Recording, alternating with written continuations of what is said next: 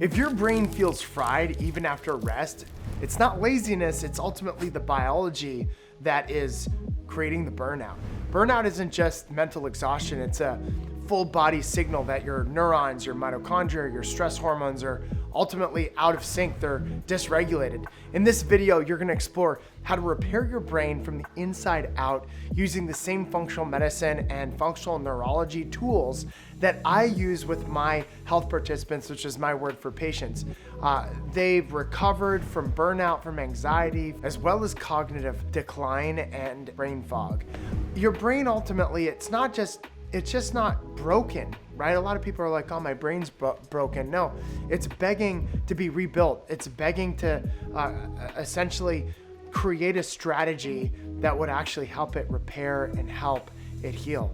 So what burnout really is a neurological and mitochondrial crash, okay? I wanna talk to you in this section of the video about how burnout is ultimately created by chronic stress, it's created by inflammation, it's created by energy deficits in the neurons. The mitochondrial dysfunction ultimately creates low ATP levels, which then creates poor brain transmission and signals. I'm gonna get into the 3 things that your brain needs to function properly.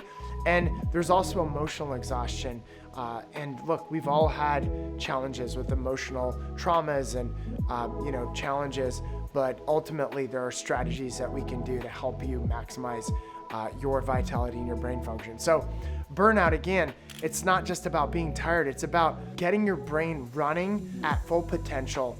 And the reality is when you are burned out, your energy currency is just very low. So when you're stressed, and when your stress is unrelenting, cortisol floods your neurons. It increases calcium influx and mitochondrial strain in your brain. Okay, so over time, this leads to bioenergetic failure. Your brain can't essentially produce enough ATP to think clearly or regulate your moods. So people, sometimes they can be a little bit snappy. They can have a little bit more stress than they'd like to. But in a 2021 Nature Neuroscience study, they showed that chronic stress reduced mitochondrial respiration by 40% in the prefrontal cortex. I'm gonna say that again. A 2021 study showed that chronic stress reduced mitochondrial respiration, which is the health of your mitochondria, the production of the ATP, by 40% in the prefrontal cortex, the part of your brain, again, that governs focus, decision-making, etc. So if you're chronically stressed and your frontal cortex is getting almost half the energy that it should, no wonder you're burned out. No wonder you have brain fog. No wonder you snap at the people that you love the most. No wonder that you have issues with indecision and emotional flatness at some points in the day, right?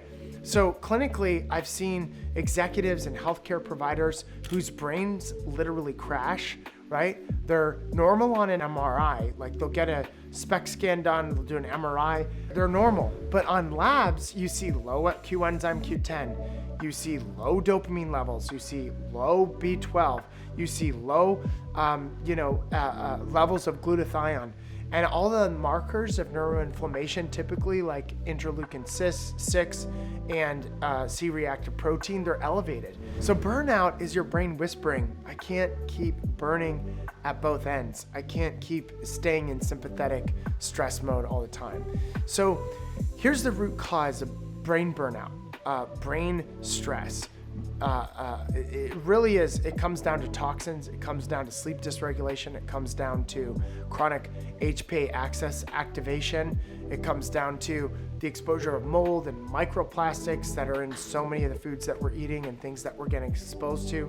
It comes down to poor sleep quality, reduced glymphatic detoxification, which is your lymphatic system in your brain, and that causes neurotoxic buildup inside your brain. So I want to talk to you about that and how to address it. So 3 main culprits that fuel burnout is stress, is toxins, and sleep dysregulation. So chronic stress hijacks your HPA axis. That's your hypothalamus, pituitary, adrenal axis. And the communication loop between those and your brain, right? Your brain and your adrenals.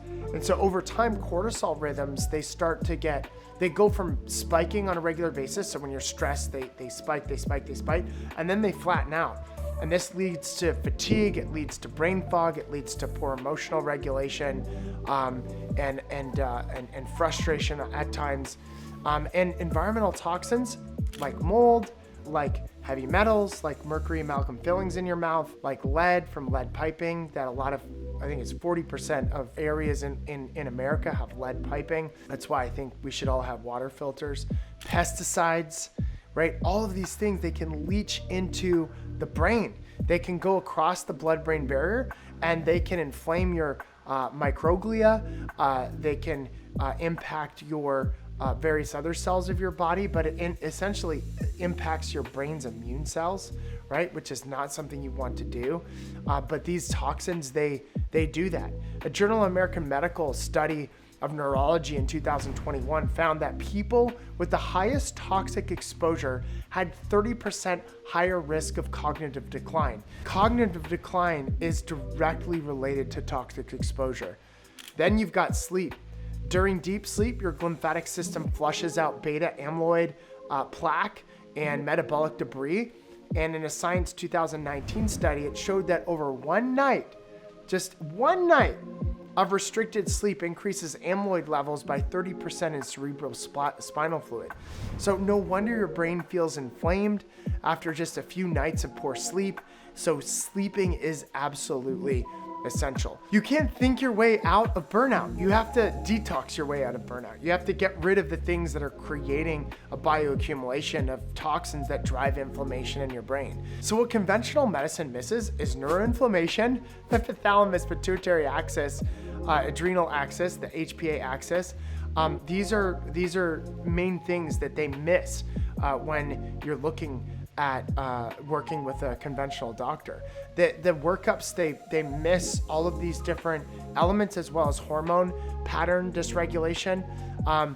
Functional medicine identifies the early burnout through lab biomarkers and looking at the kind of optimal biomarkers for your body. So the bottom line is the problem that traditional healthcare, traditional medicine has is it doesn't look at your biology behind why you're getting burned out. You're told to rest more, to take more time off, but the labs and imaging are often limited because they're just average findings, right? The lab tests oftentimes say, oh, you're normal, but you're not normal. You've got brain fog and you need to look deeper. That's why we need to test neuroinflammation. We need to look at markers like TNF alpha or interleukin 6, IL-6, or C-reactive protein, and really assess the HPA axis through salivary cortisol mapping, something along those lines.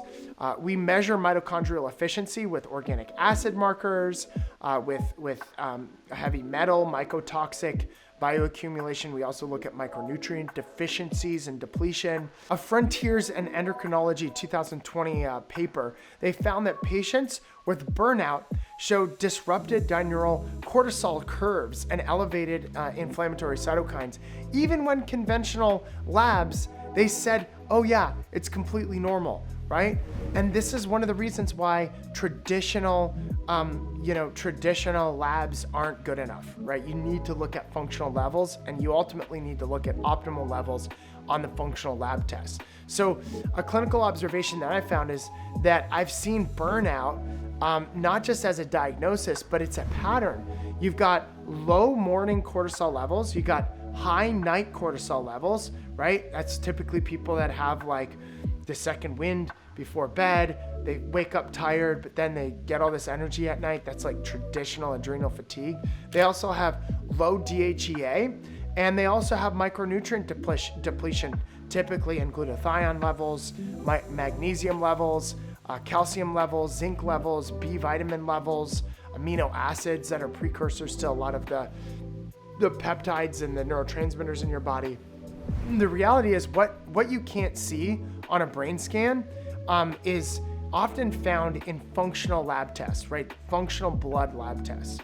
Now, this next section I want to get into here is nutrition, supplements, and the things that you need to really rebuild your brain chemistry. The mitochondrial nutrients like coenzyme Q10, B complex, acetyl L-carnitine, NAC, all of these things, omega-3s, phosphatidylcholine, phospholipids that help to rebuild your membranes, these are essential.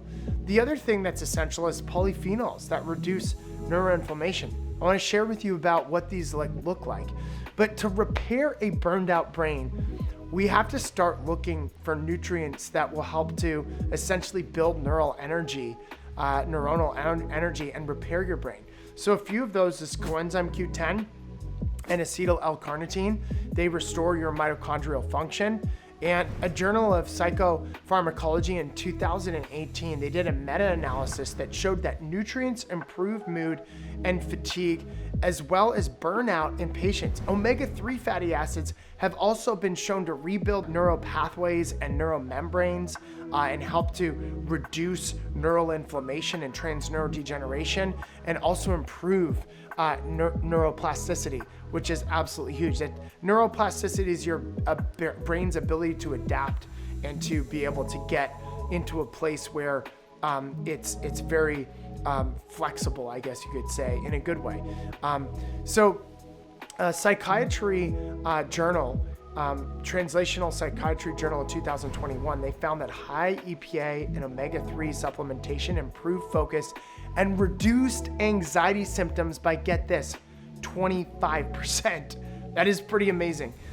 B vitamins and N-acetylcysteine, or that they call that NAC as well, supports methylation as well as glutathione boosting for brain detoxification pathways and the optimization of your brain overall. NAC is really also good for boosting dopamine levels and dopamine receptor sensitivity, which is important so that you can be more motivated. Dopamine's at that motivation, drive hormone, which or neurotransmitter, which is really important.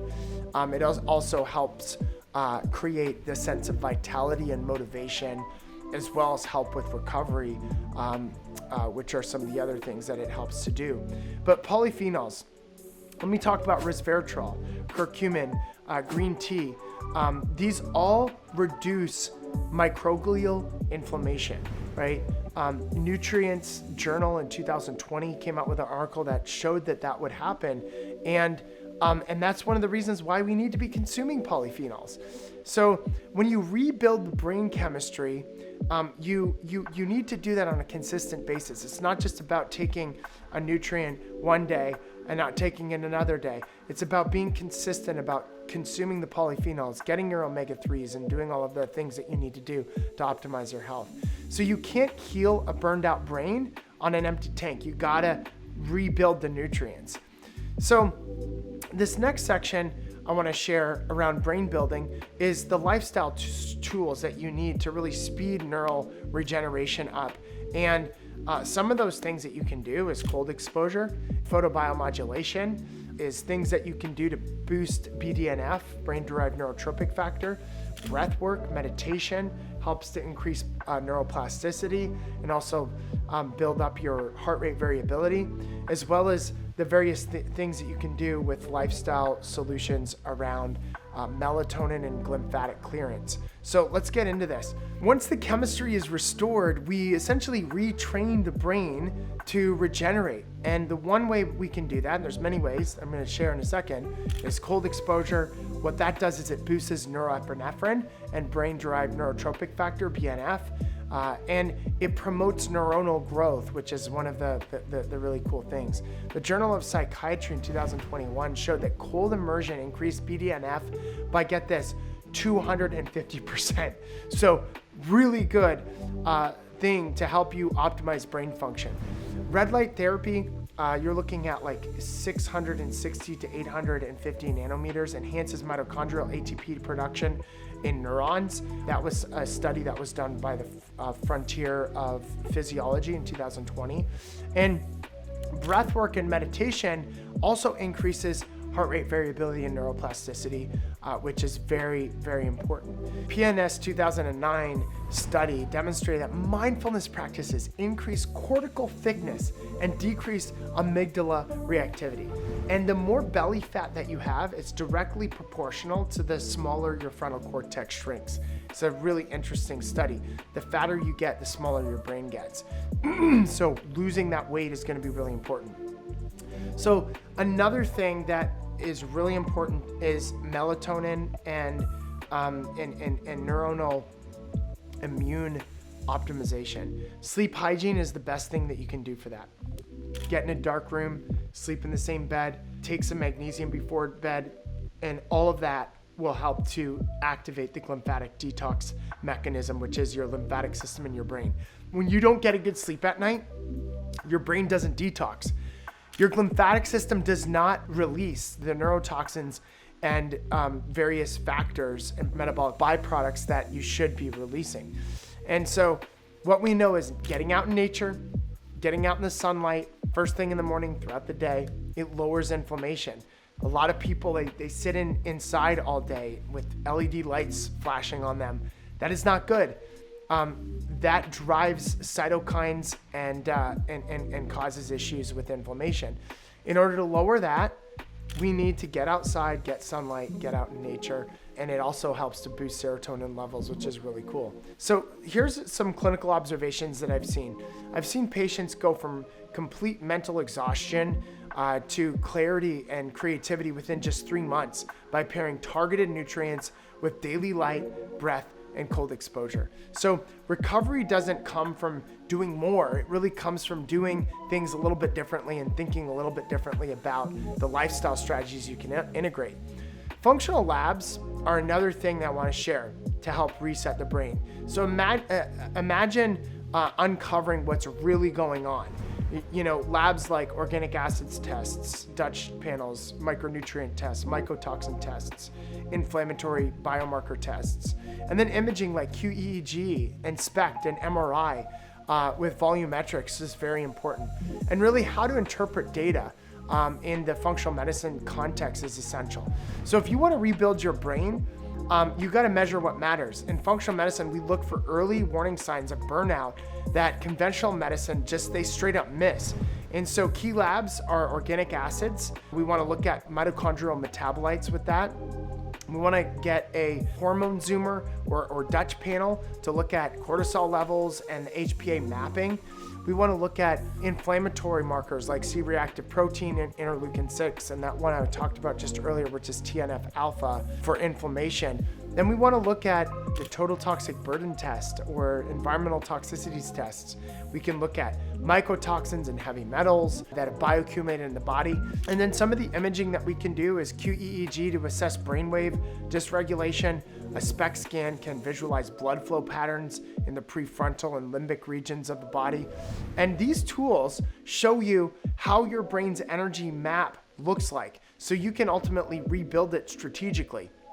So testing doesn't just find out what's wrong, it really helps you do what is right to help to rebuild your brain. So ultimately, burnout isn't permanent, it's just a signal, okay? So your brain is adaptable, it's regenerative, and it's ultimately ready to heal given the right environment. Now, I know there's the fallacy that you can't rebuild your brain, you can't rebuild neurons. That is a fallacy. We can, and we've seen it. Every moment you spend calming your nervous system, calming inflammation in your body, sleeping deeply, breathing intentionally, or even fueling your mitochondria with the nutrients we talked about in this video and in this training here, it ultimately helps to reverse your biological brain age. And so what I'd love for you to do is start today. Just choose one of the tools like sleeping better, or cold exposure, or nutrient stack, or staying committed to exercising, because your brain isn't supposed to survive burnout, okay? It's meant to evolve through it. You can ultimately get to the higher level of functionality through really bouncing back, utilizing some of the strategies that I talked about in this video. So your comeback story starts with your next breath, right? Healing burnout isn't about escaping stress. It's about upgrading your biology to be able to handle it better, to be more resilient. So with the right tools, your brain can go from exhausted to extraordinary. And what I would love for you to do is, if this video has added value to you in any way, please share it with other people. I'd love for you to hit that subscribe button, hit that bell button, so that you can be notified for future videos that we come out with. Thank you again for watching, and I look forward to adding more value to you in the future. Thanks so much.